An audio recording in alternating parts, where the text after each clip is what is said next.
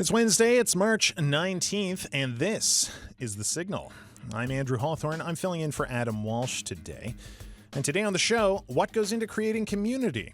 We pride ourselves on this in Newfoundland and Labrador, but how do you make someone feel at home, even though they might be far away from their home?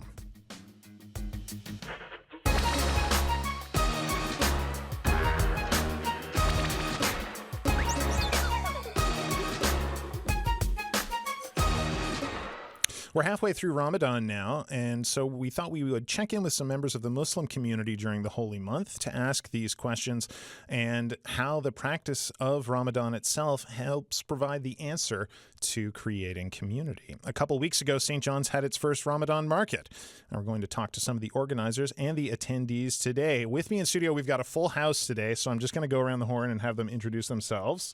First of all, hi everyone, my name is Abdulkabir, Sulaiman, and I volunteer with a few of the local Islamic community and organizations. Hi guys, my name is Tasbeeh Ali, and I'm so happy to be here today. And I'm Angela. I'm a friend of the Muslim community and help with some of the events by volunteering. Awesome. Yeah, I'm Saada. I'm the founder of Global Citizen Incorporated, and I hosted the market. Mm-hmm. I'm Sara. I'm the owner of Grilli Batra Grills and More. And you were at the market. Yes, I was in the Ramadan Bazaar, yes. Amazing. Well, so just to start out, you know, we have a massive Muslim community here in the province now, of course, and we'll talk a bit about that. But for those maybe new to some of these ideas, I wanted to talk about Ramadan. We're halfway through now. And you had some things to say about what Ramadan is and what it means. Absolutely. So I think we're actually on day 19, if I'm not mistaken. So Ramadan is typically a full month. It could vary anything between 29 to 30 days. Ramadan first starts when the sighting of the new moon is seen. It goes with the Islamic calendar, so it's more based on the lunar calendar. So when the new moon is born, that's when you start Ramadan. It's the 9th month of the Islamic calendar. So again, once the new moon is sighted, that's the first day of Ramadan. And once the new moon is sighted for the next following month, that's when Ramadan is over. And then you've got your Eid, which I guess we can talk about in a bit later. So again, fasting in Ramadan. Ramadan is mostly about fasting and other like prayers and other worships that you do. So its biggest part is the act of worship and obedience to God, which we call Allah as well. Fasting is the 5th pillar of Islam. It's the core of being a Muslim. The word Muslims in Arabic means, or in English translates to the word submissive. So you're submissive to God, you're submissive to Allah. The word Islam itself means actually peace, so that kind of derives everything from there. A person, so in general, there's 1.6 billion people, Muslims around the world that fast. We've been having a growing Muslim community here in Newfoundland, so probably people have run into Muslims that are fasting. A common terminology is that we kind of use the person who's fasting, we call them Sa'im.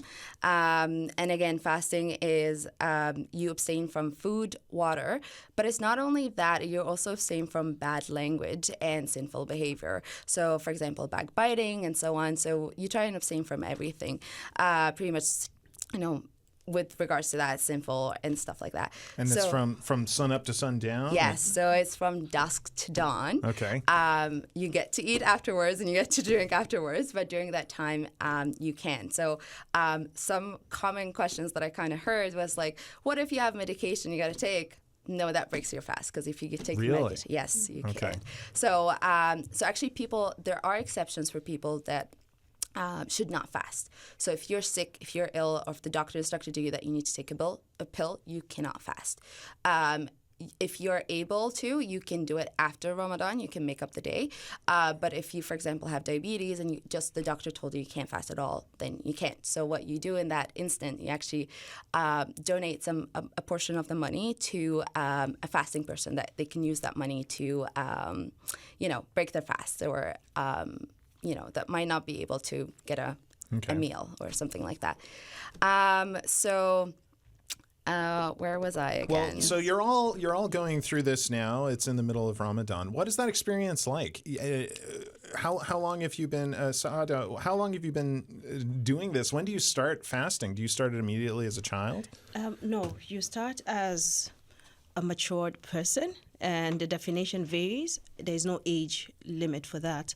So when you are mentally at the stage where you know right from wrong, sure, you're expected to start fasting at that age. So it could be 13 for some, it could be 14, it could be even 9 for others. Mm-hmm. So yeah, as early as you know you're right from wrong, and you have those physical and mental things that define like puberty, then you should start fasting. Okay. Yeah. And so what has that experience been like for you this month? It's been beautiful, mostly because of the accessibility to things, and thanks to the market, we know where to access things. And Ramadan is basically, for Muslims, it's a moment of reflection. We call it the month of Quran because the Quran came down in Ramadan. So it is a period for Muslims to reflect on the message of Quran, to do some introspection. And we know that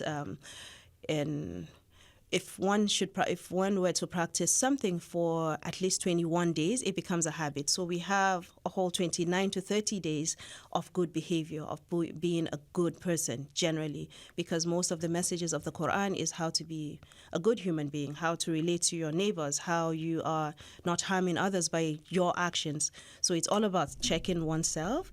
And another special part of it is, the traditions that come with it.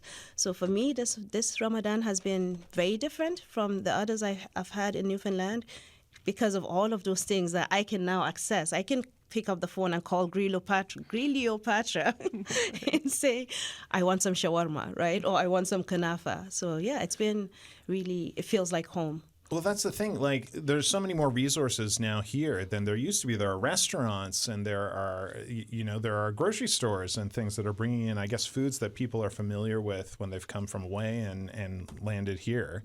Mm-hmm. Does that add to the experience of Ramadan here when you can access foods that you remember as a child? It very much does. One of the values of Ramadan is just building the family ties, and an extension of that, the community. So it's a normal practice that during Ramadan you would call your friends, you call your relatives, you call your parents, you call your siblings, you would visit people to say, oh, hi, I'm coming to say, we call it salam, peace, I'm coming to say peace to you. So you go there, you make visitations to your friend. And an extension of that is just like the community of it. So, you want to try out this. So, for example, this month, I visited Cleopatra, very close. The restaurant is close by to our house. But, it's just been on the wish list. We're going to go there someday. We're going to go there someday. We're going to go there someday. But then they were present at the market. And it just, it brought the reminder. And, we had to, take action on that. And they had, special iftar menu. They had, a deal, sort of. And it was just nice. So, an extension of the community building is just accessing all these other people in person, but then businesses, services, and every other thing that comes along with it. Tasbeeh, you mentioned iftar earlier. What is iftar? So iftar is actually when you get to break your fast. So after dusk, when you get to eat, it's actually recommended that you break your fast first with dates and then water. And it's recommended to get something light in your system. Some people don't, but it's some people just dive face first into the hamburgers. Yeah, and then you get a tummy ache after. Oh, You've done it before. I can tell you that from experience. Yeah. And just back to your earlier point, if I may add, I came to Newfoundland about 6.5 years ago. And when I came, halal food or halal meat was not accessible. It was not as often. Yeah, now you can find it in so many stores, and it's just mind-blowing how fast, things have changed in 6.5 years I've been here. I can go now to Walmart, and I find halal, or Country Ribbon had just become halal as well. So it just becomes so much excessive because like prior to that you have to go in, and sometimes you still have that. You go to restaurants, you're like, is this halal? They're like, what is that? And I'm like, oh, it's when you got, and then now I just ask them, I'm like, where do you source your chicken from? They're like, I was like, Crunchy Ribbon. They're like, yeah. I was like, okay, that's okay. I've got my answer. So well, yeah. So this is my question. You're right, because now we have like the Mediterranean grocery store up on O'Leary, but also every grocery store has a much larger imports and international 100%. Section and halal signs. Absolutely. And in a way that it wasn't there when I was a kid. Oh my goodness, yes. But when you first come here and they didn't have those things, what did you do? So it was so sad because I would wait to go home, bring all the decorations, and like I came here as a student in the beginning, so I would go home, try and collect as much decorations, as many things, and try and bring it back. And then sometimes on the border, obviously, you can't bring everything. And you're like, well, I miss it so much. Who can bring it and stuff like that? And it was just genuinely so difficult because a lot of the traditional, like either traditional food or traditional drinks, or even the idea, like the dates, you used to not find them very often in stores. Now you can find them all like in most stores, which really makes a huge difference. Also, when they're accessible, like the price, the competition, stuff like that, it starts decreasing. So it's been, honestly, I am so grateful of how the community have changed in such little time, like in terms of accessibility to food. And like even now, I think it was my first time going to Walmart, and they actually have for the first time Ramadan decorations in store. And I was like, wow. Shocking. And because they never had that before. I've been here for 6.5 years. This is the first time they've had it. And I was like, I picked it up from there. So I didn't have to order online or wait for it to come, or have to order from the States and get, tariffs on it and stuff like that. So I just ordered it. I just went to Walmart, picked it up. And it was just right there. It was there. Let's talk about, we're going to talk about the market in a second, but I kind of want the outsider's perspective on this because Angela, you're a friend to the Muslim community. I am. But not a Muslim yourself. Is that correct? I am not a Muslim. But you are taking part in the fast this year. Can you tell us how that came about? Sure. For me, it's a very personal journey. Tasbeeh, Sara, I have a number of Muslim friends, and it was a very personal decision based on how, going back to this idea of community, how accepted I was by the Muslim community and how touched I was by the Muslim community in my interactions with them. And I speak so much from the heart when I say that these people are some of the most sincere, genuine, kind, loving individuals I have ever met. And given how I see their difficulties with maintaining their culture in a foreign place, and how respectful and supportive they are with our traditions, I felt that it was important for me to respect their culture, and it's a way for me to do that. But on another level, for me, it's given the state of the world today, I am a big believer that education is everything, and that understanding is a huge component to what is peace and progress in the world. And for me, I felt that it was important to understand the Islamic culture more. I have been fasting. I have been reading the Quran. And my ultimate goal is, A, to challenge myself, to educate myself, and ultimately to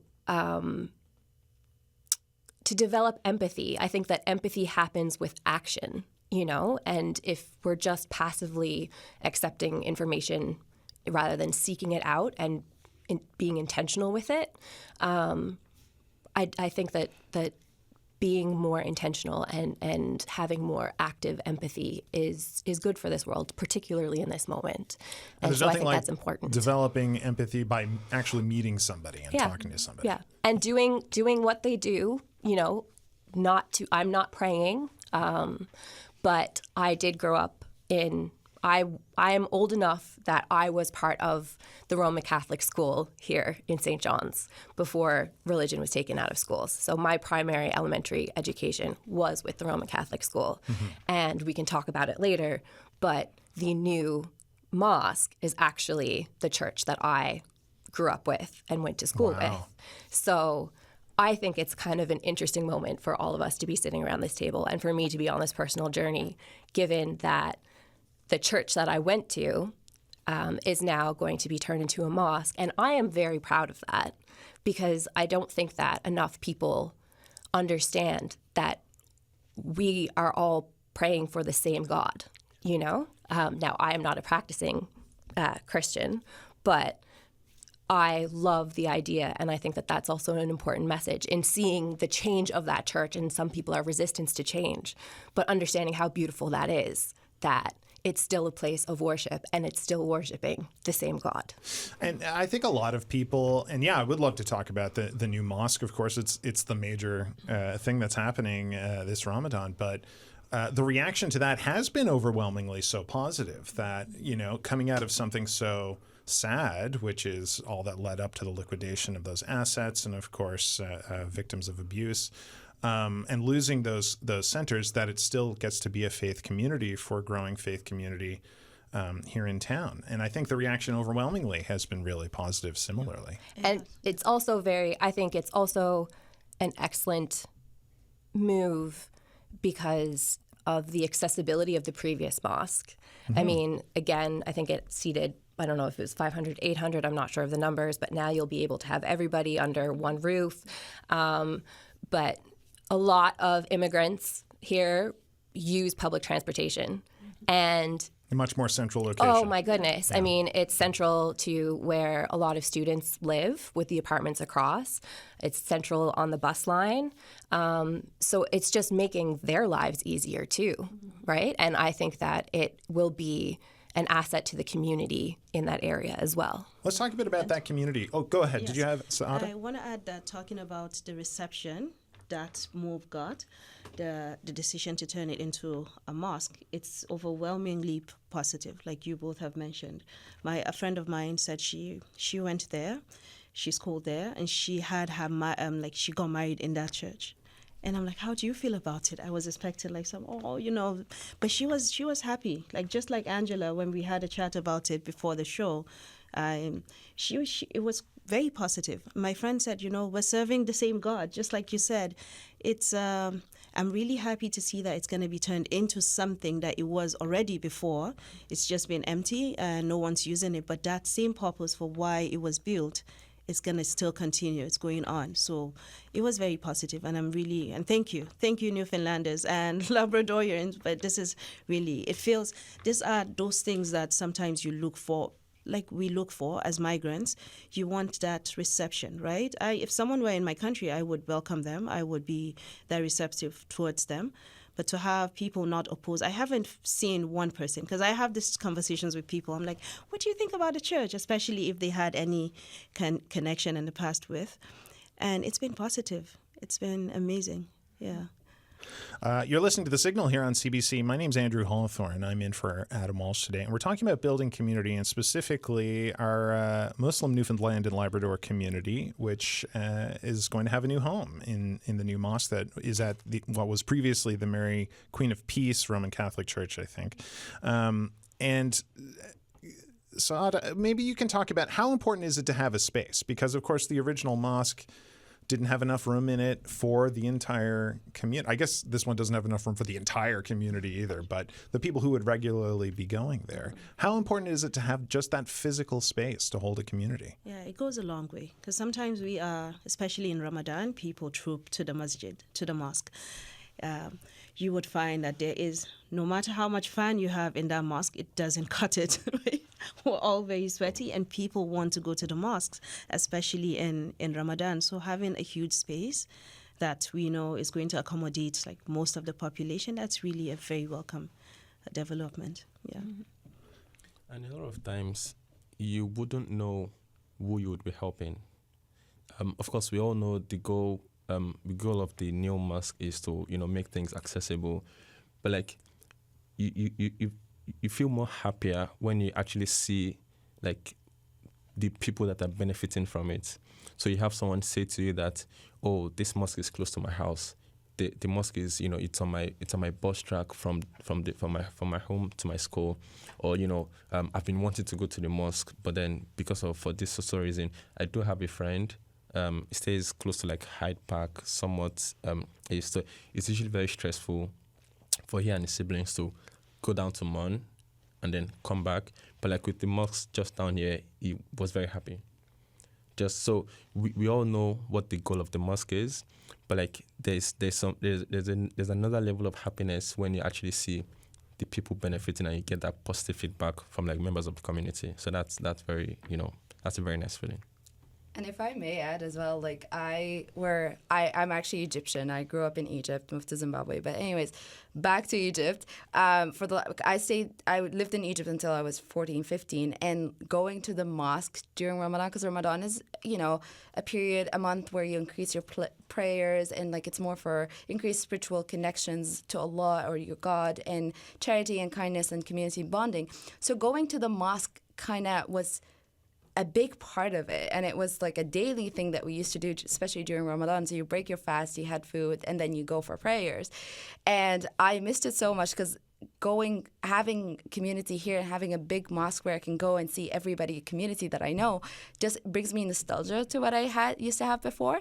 And it makes you feel like it makes me at least feel like I'm part, like, oh, I'm in my home. You know what I mean? I don't feel like I'm far away.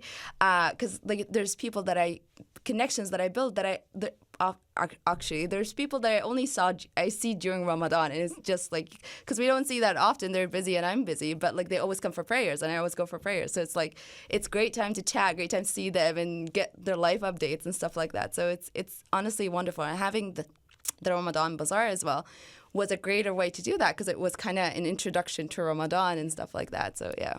Yeah, and like she said, some people you only see during Ramadan in the mosques, but then again, people don't show up to the mosque because it can't accommodate a lot of us. So only a few of us show up, and so that means you miss a chance of seeing people after the year came by, and you're hoping to see them, but they are not showing up because there isn't enough room for everyone. Yeah. Right. So yeah. Especially parking spots. Like I know they like there was another mosque that just opened, Smith Avenue, just opened, I think 2 years ago. Mm-hmm. It's impossible to find a parking spot there. Yeah. That's an endemic problem with St. John's, though. I mean, I can't find a parking spot to go to the comic book store downtown. I don't know. Yeah. So hopefully that one has more space for people and more parking spots as well. Yeah. I also like the idea that it's more visible. Yes. And I think that will benefit this idea of community as well. Because if Logie Bay Road is not a pedestrian, it's out of the way. So as you were saying, it will improve the lives of everyday Muslims. I know for Tasbeeh, the idea of like getting up, going to work, then having to break fast and then trying to get to the mosque, so much of your time is tied up in transit. And as someone who is fasting, making sure that you have all of that, plus, being on time for your prayers and so on and so forth is difficult with the transportation. Yeah. So there's that element. But I also think that them being more central in St. John's, in a place that there is a lot of high traffic, because there is retail spaces and schools and apartment buildings in that area, I'm excited to see that there's more of a presence every day, and what that will bring about as well. It doesn't hurt it's next to a Tim's either. I mean, if you really need to break your fast in a hurry. Let's talk about making a home. Like a few people said, creating a new home for community. What goes into making that home a place where you feel like home for your community? I think definitely food is a big part of it. Like food and knowing people from the community, and also having people who are welcoming you. Like the amount of people that came up to me and they're like, "Hey, I've heard that Ramadan had just started." Like without me even having to tell them, they're like, "Oh, happy Ramadan," and it meant so much to me because I'm like, "Oh, I didn't have to go and explain the whole thing." They're like, "Okay," like they know basic, and they're like, "Oh, happy Ramadan," or "Ramadan Mubarak," or "Ramadan Kareem," which is like all three synonyms for the same thing. It meant so much to me because I'm like, okay, people understand what I'm like. I'm part of it. They are concerned about me, and they're doing research. They're trying to learn more about what I do and things like that. I find people also courageous to like come and ask questions. I love questions. If you have questions, come ask me. Like any Muslim will be more than happy to share either it's their culture or their religion. They're more than happy to share information about that. What questions are you getting? Pardon? What questions do people ask usually? What questions do people? I think the most common question was about fasting, and it's like, can I take my med? And I'm like, what if I take it without water? I'm like, you're still putting something in your system. That's a very common question. They always say like, so how is Ramadan like? I'm like, oh, think of Ramadan as like the Easter, and you get your Eid, which is after Ramadan. That's your Easter The bunny break. is there. Exactly, yeah. And then we also have another big festival, which is like Eid al-Adha, which comes a bit later, and think of that as Christmas. And they're like, oh, I get what you mean now. And I'm like, okay.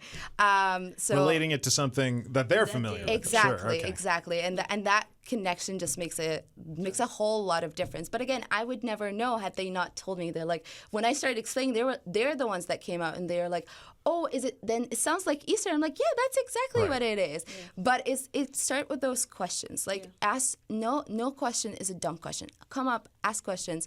Like we're gonna appreciate it. And like those little things. Like if you want to do your research and if there's information you got and you want to share with your Muslim friend, that makes a huge difference.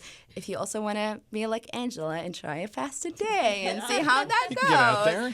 You could do that. Conversations. Yeah. I've come to, so I have been invited to iftars previous years. I've been very lucky to have been invited to a Muslim wedding. Again, talking about community, I think that you'll never meet a more welcoming group of people. I think that there is intimidation in not understanding the culture. I imagine that's the same for any culture, though. That's yeah. different. But I think that one of the things, as much as Tasbeeh says she loves to answer the questions, I also think that it's very important that you do not rely on your Muslim friends to educate you. I think that it's very important for you to do your own work That's a good point. and have a baseline of understanding or intelligent questions that for which you can build upon discussion and understanding. Let's talk about that a bit because do you have something to add, Sara? No, I'm going in a totally different direction. I want to go back to your question about building, like making a home, so you get it done with, and then so I don't take it away from. Well, what I wanted the to, line of we thought. can circle back to that in a second because you're literally physically building a new home here in town right now. But I wanted to ask too. It is wonderful to hear that we've been so welcoming here in the Newfoundland community and the St. John's community. But what are some of the barriers like that? Just like lack of knowledge, or it's great to be open to answering questions, but sometimes putting the burden of having to answer these questions over and over again is also exhausting. What are some of the barriers that you find here? We already talked about access to food, for example. That's something that's gotten better. What are some of the barriers stopping or in front of the community here in this community that you still encounter? I would say just generalizations from the media, past and present, right now, are a barrier or a tension or something that you might be fearful of asking a question or appearing to be ignorant. And I think that I've had some very, I guess, not heated questions, but there could have been, there's layered questions that I know I always preempt with, I could be coming at this with a little bit of ignorance or not fully understanding, but always the important thing is that they know that my intentions are well and well-meaning. And I think that if you're just honest with that, and I've not had a bad experience with any conversation that we've had. There's been so much understanding, and I think that one thing that needs to be, like I said, they share the same God, Christians and Muslims. There are far more similarities than there are differences, and I think that you will see that when you participate in the culture or if you just ask. And I just feel so welcomed they're very proud of their culture, and I think that you can't be afraid to go and just show up and like not know anything, because one of my first experiences was I went to an event and a woman who I still don't know who she is at this point grabbed my hand and pulled me in and hugged me and thanked me for showing up to the event, and like pulled me into all of the other women and introduced me to the women and made sure that I ate, first, and, thanked me again and again. And every single woman gave me a hug and a kiss on the cheek when I left. And I said to them, like, I don't understand why you're thanking me. Like, I should be the one who's saying, what can I do for you? And thank you for what you've been doing. They're just so gracious. Tasbeeh, have you noticed any barriers that we could be knocking down here still? Yeah, absolutely. I think, and that happened, like, I want to say last year, maybe a year before. There was a family that decided to host a full iftar, and they invited non-Muslims and Muslims to kind of join, and just for non-Muslims to, or like people in the community to really just understand what Ramadan is about, and like to get to enjoy the breaking the fast together. However, that was privately funded by that family, so it was a lot of expenses because the place was rented, the food was, everything piles up so much. So I think if there are some grants or financial support that the province or community can come up with, that we can host bigger events like that or something similar where the culture can be shared. Because like Angela was saying, a lot of the issues that we're still facing is just a lack of information, lack of knowledge. If you really get to know the people, it will make a huge difference. But sometimes you don't have the time nor the space to do that. Right. But if you are given the opportunity, everybody's going to come in together, and you're going to it's going to be a smoother, even transition for newcomers. And the province have been getting a lot of immigrants and newcomers, and we've been raising the quotas and everything like that. So it would be much easier transition for future than a transition that some of us might have already faced. You know what I mean? So having those kind of events where community members can join, but also new immigrants, and talk about that. Yeah. The souk was an excellent opportunity because, I found that a lot of community members also came that might have not been Muslims. Yeah. So it was a great, but again, but again, that was also privately funded. You know what I mean? Right. That was individual organization that also were funding it. So that's the thing, like the lack of funding is really making it it puts a lot of the financial onus on individual people to start this. Actually, before the souk, I was like all over the place looking for funding because we need funds, right? Mm-hmm. And unfortunately, I couldn't. Then a friend said, let's do a GoFundMe. Like, let's find money wherever it is. And lucky at the end, like some a private organization stepped in and said, we saw your work and how can we support you? I said, okay, pay for this and pay for that. And that's how that happened. Yeah. But until about 3 weeks to the event or a month to, I wasn't sure where the money is going to come from. But I said, I'm not taking no for an answer. Yeah. It's going to happen because there was so much, there is the need. And I sent out a survey before even planning. I'm like, what do you guys think about? And it was overwhelming. People were like, yes, please, right? This is what's going to make it feel like home.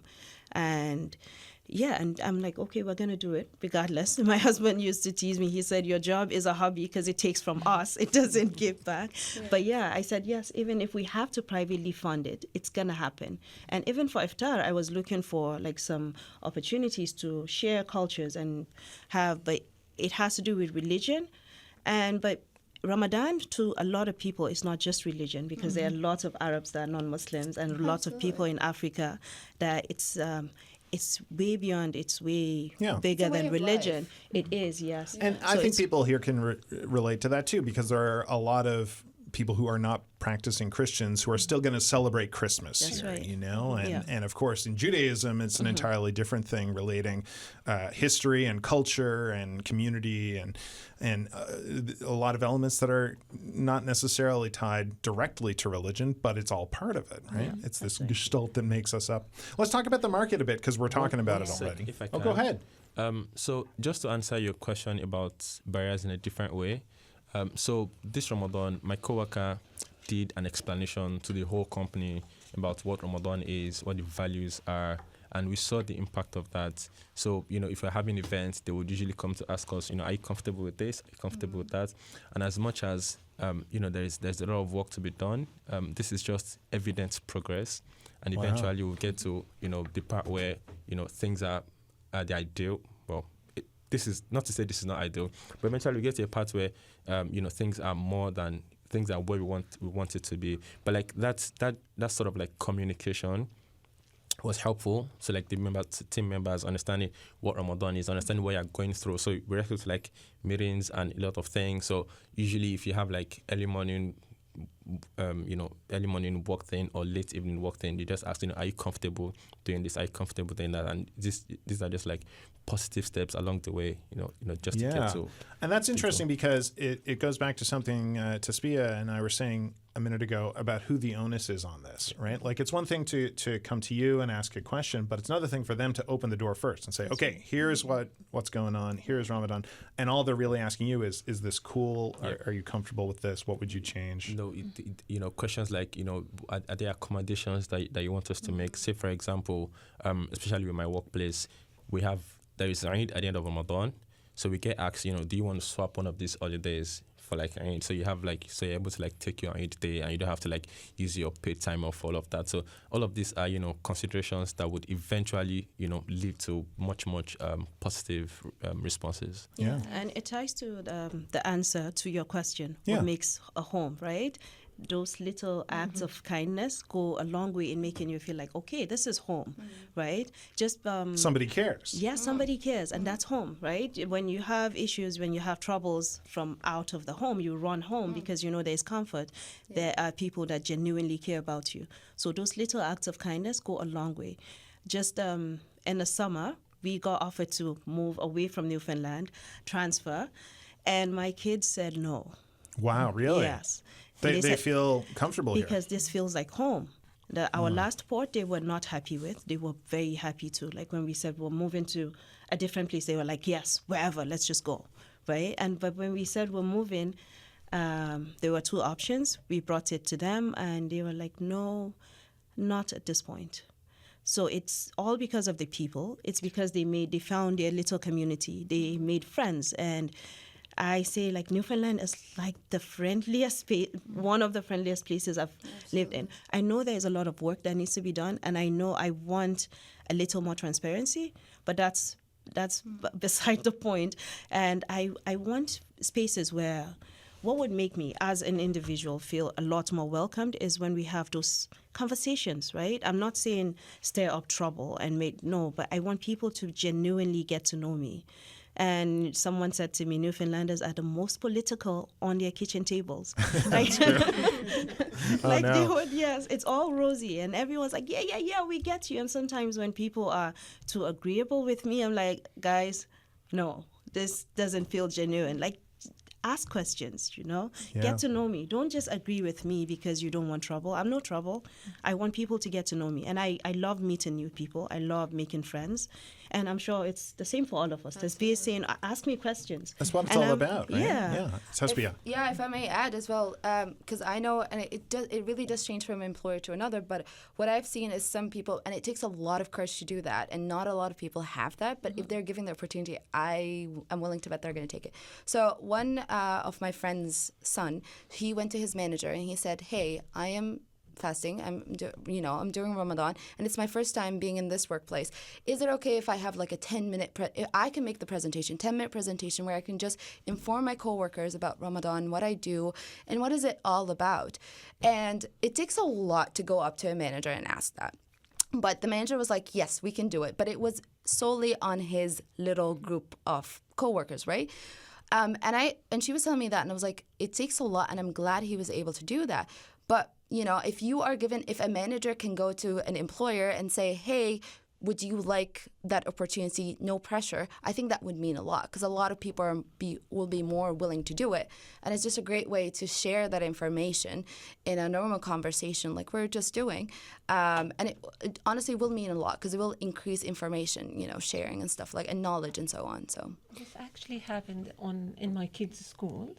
I got an invitation from their school that they asked me, do you want to come and do some presentations? I have 2 kids in this school, my little one at kindergarten, and the funny thing that I was dressing her, and she said, no one will celebrate with Ramadan. They only celebrate with Christmas. I said, no, they will celebrate. They know about Ramadan. But I said I should just check with her teacher first. I sent to her teacher an email, are you going to speak about Ramadan?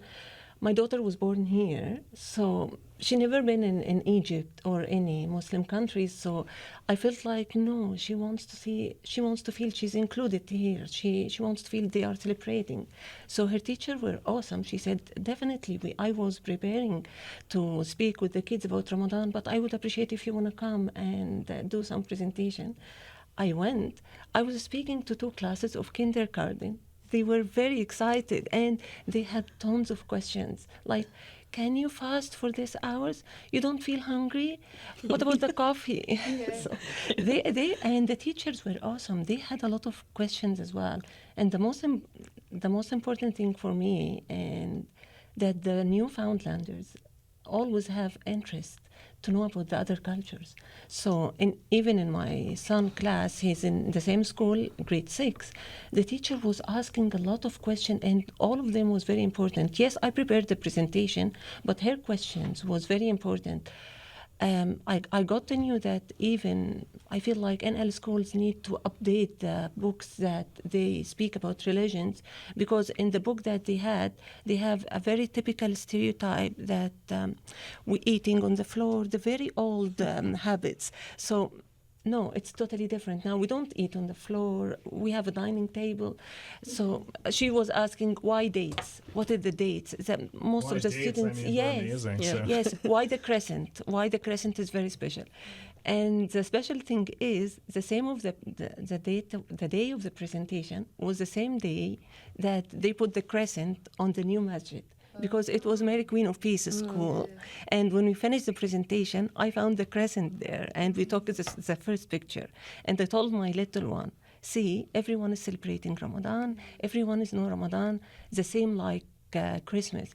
And I love that the teachers was always searching about similarities, not what difference between Ramadan and Christmas and whatever celebration. They always try to find what is similar in every celebration or in every religion. Sarah, you have a restaurant, speaking of meals and how we eat and things like that. What inspired you to open that restaurant in this community? Okay, I came to here in 2019, and as the girls mentioned before, it wasn't easy to find halal food, and I love to eat at the restaurant. I love that. I used to live in Kuwait as well, so it's all Middle Eastern cuisines, high caliber as well. So I didn't find that. Yes, I had a very limited choices in the restaurants here, even before country want to become halal. I couldn't find any availability. So I was always thinking with my husband that what we should do. I don't want to move from here, because in the mainland there is bigger community, For so sure, yeah. more halal restaurant. But here, no, we couldn't find. The same caliber that we used to go. I don't know. It's because of the friends and the gathering that the expat community needs to find a place with above caliber to provide halal food. And as I said before, the Newfoundlanders, when they show the interest about the other cultures, I want to present our cuisine, our dishes to them, especially when it will be appealing to something similar. If they will visit Egypt, they will be very familiar with this food. They'll know what to order. Yes, correct. Amazing. And that's become a center for community, I guess, as well. Like people come to your restaurant to taste not only new food, if they aren't familiar with it, but food that they are familiar with that they can finally get here. Correct, yes. I met a lot even of Canadians who came to say, yes, we used to have this food before in Dubai, we used to have this food before in Egypt, we used to have this food in Toronto, in Montreal. We are happy, we are appreciate that you are here. And yes, this is just giving me a very push to continue whatever I'm facing. And you were at the market as well, the souk, as we've said. What kind of reaction did you get there? Did people find out about you for the first time and be like, oh, this is here? Or like, what was the reaction there? It was sad. She came to my restaurant just to order, and she asked me, Sara, did you get the survey? Are you going to contribute in this bazaar? I said, what bazaar? I have no idea. So she explained to me, and I felt, yes, I should be there. It's the first Ramadan bazaar here, and the first event to include us.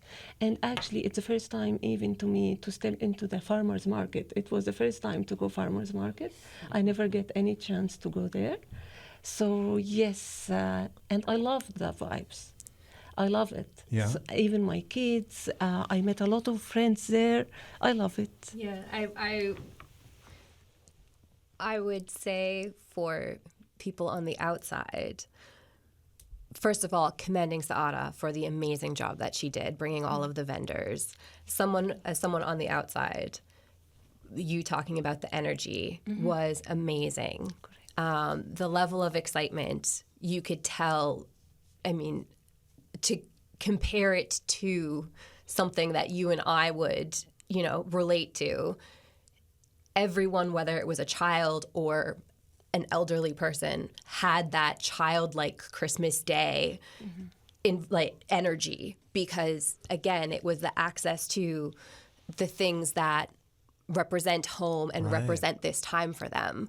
And I was laughing at Sara too, because she was walking around with a shawarma, and everybody who was a food vendor there, almost all of them, they were just so proud of their culture and having an opportunity to display their culture that they weren't even charging for the food. They were just so proud, and they wanted to give you a taste of their culture, whether it was Syrian, Iranian, Egyptian. It was phenomenal. Sara, let's talk about the market. What was that like when you finally were able to pull it off? You got all these people together. How did that feel for you? So I had a checklist. Okay. She is a powerhouse. Like anything that she puts her mind to, it is going to happen. She has energy that I have never experienced. What was on experienced. the checklist? It was a huge checklist of like, okay, wandering around wielding a shawarma. Check. That and kosheri. Oh, yeah? I had a big bowl of kosheri. I guess you missed that. And it was cold before I got to it. Like I was just going around with a bowl of. But yeah, I wanted. First of all, I am very against like big corporations, and I'm not against like people making a living or making. I don't mind that, but just don't come invade spaces and take over businesses. Sure. I believe in spaces, like everyone should have a space to thrive. And so I'm against the Walmart having the Ramadan thing. If we can That's how she got her decorations, though. Fine, Sada. But there were a lot of independent vendors who brought those things exactly, Yeah. yes. You know? So for me, with my kids, mostly it's DIY. But when we had the market, we're like, okay, we have this, we have that. And this are like women and men and folks just making things from their living rooms and their basements. I'm like, okay, let's empower this. So that was checked. Connecting DIY. people, yes. Connecting people to the community, sellers to buyers, and just creating empowerment, creating room for everyone. that was checked. And back to your point, Sara, like I'm like somebody who is working and have Ramadan and everything. I'm just so busy. So for me, we used to do DIY decorations, but I'm so busy where I can't do it anymore. So like having that opportunity at the market as well, I bought a couple of decorations from there, and having that accessibility where I'm like, okay, I don't like I still want to decorate my house. Just because I don't have the time doesn't mean I don't want to do it. But having that accessibility, genuinely in the souk, I went and I bought a couple of my decorations as well. I'm also guilty. I bought some things. I'm not going to judge. This is a safe space. It's okay. We didn't have all the time to do And that. it's not just decorations, because, like Sara, Grillopatria is you have an iftar plate. So for those who do not have time to cook or prepare for iftar, you offer that already meal pre-done. Those for this resources time. are there. Yeah, they're there, which you wouldn't have. It was an opportunity for so many people to display what they had, to support their own community, and to show the outsiders what they had to offer. And I found it really empowering. Yeah, Speaking of those who do not have time, we're almost out of time. But I did want to ask, somebody sent in a question, actually. Of course, this Ramadan is going to... And well, it's already happened kind of, but with the new mosque we've been talking about, somebody sent in a question wondering if non-Muslims would be allowed to go to the mosque and experience those things. What, I imagine it's like going to somebody's church, and it's like, you got to be respectful and stuff. But what is it going to be like when that mosque opens for people who are curious about it? Yeah, 100%. Everyone's welcome. Like, we want people to come, be curious, ask questions, get to know us. Like, come in, everyone's welcome. Sure. Yeah. Yeah. So when we used to travel around and we visited my family and I, excuse me, and I think we went to Turkey at some point, and they had churches, and my dad was all about, like, let's go to churches and let's see other religions, how they go about it. And we were very, very well welcomed into churches. So it's the same vibe. Come in. Everybody's going to be welcoming. Ask questions if you want to. And like, even if you just want to walk in and see how it is, just like, there's an appropriate dress where you got to dress modestly to go in. Recommended, it's not a must, but it's highly recommended. So dress modestly and walk in. Nobody's gonna really ask you questions or anything like that. It's just even if you don't want to ask questions, just walk in, look around, and if you want to pick up a Quran and see it or whatever you want to, like, genuinely, there isn't like a security guard who's like, what are you doing here? It's like going into, be respectful of the space. Absolutely. People are using it. But one of the things I'm doing today, actually, a friend lost her mom. I'm going over to the church to pay respect. So that's one of the things I'm going to do. And I know no one's going to say, get out, you wear the hijab, right? Yeah. So it's the same for the masjids. And I just want to add something about the market. It's about, basically for me, it's about meeting people where they are, right? There's some people who don't fit into your traditional Canadian labor market. There are people who you would, me included, like, I do not like interviews. So there are a lot of people that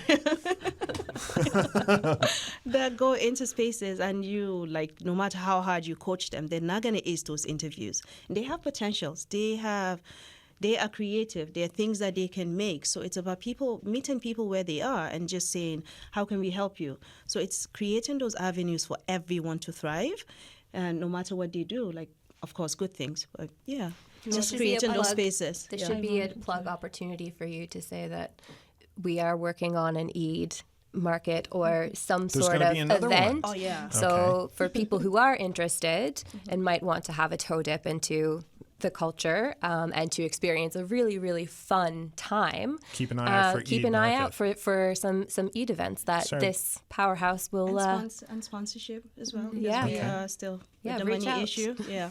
Did you have something you wanted to say? I want to add, the newcomers community. It's full of entrepreneurs who wants to settle and prosper in NL. So the networking is business successful, right? So the market is bring all of this together. The Ramadan Bazaar brought all this together. Some people, as you said, the market empowered their business. I heard about this business. Someone is working from home. I appreciate that. I would prefer to order again from them instead of order from Amazon. And again, because of tariffs war now, we encourage to support the local and the made products here. So it's a good opportunity to have more events like that. It will be a good opportunity to support the local products. Absolutely. And keep that community here. One of the most amazing things that I heard today was with people who had opportunities to go to another province or go to another community, maybe a more well-established community like in Toronto and something, people are choosing to stay here. That's an amazing thing. It's even for me.